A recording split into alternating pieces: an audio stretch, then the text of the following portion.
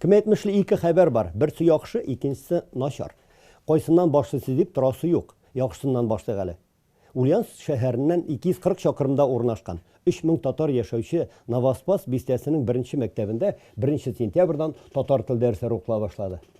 Әлге башлангычның әйдәп йөрүчесе, эшмәкәр, өлкә татар автономиясе әгъзасы, район үзәгендә зур мәчет салдыручы Кәрим абый Адылов. Татар теле кирәк, татарлар белергә үзенең туган телен, культураны, уют домашний должен белергә. Мин бик шат, что он изучать быел татар телен. Оныгы салаватны татар телендә укытуда ярдәм сорап, Кәрим абый беренче эш итеп өлкә татар автономиясенә мөрәҗәгать итә. Алар үз чиратында район башлыгына чыгалар һәм хуплау табалар. Я считаю, что каждая национальность, нация должна свой язык знать, потому что не будет знать свой язык, это плохо. Если есть желающие, мы, как мне урочная школа, я только за. Я уже встречался с начальником отдела образования, она команду получила.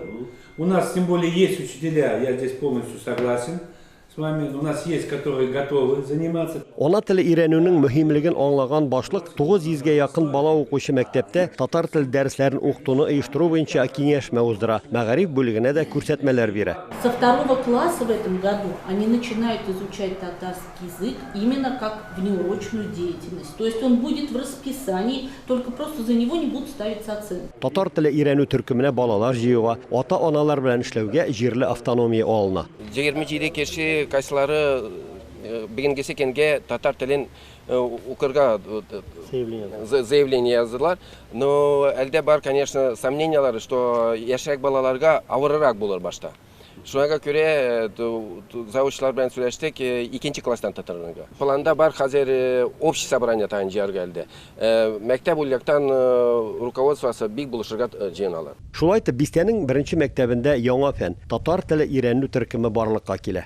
Әмінә Яңамалык районы Зирекле Куак авылында исә татар телен укытуны бетерү генә түгел, район чиновниклары 90 еллык тарихы булган 2 катлы мәктәпне ябарга ниятлиләр. Дөрес, мәктәптә нибары хәзер 11 бала укый, аларга укытучылар белән бергә 16 кеше хезмәт күрсәтә. Безнең штатный расписание буенча 6 укытучыбыз, директорыбыз белән и обслуживающий персоналлар бар инде, 2 техничкабыз бар, 1 поварыбыз.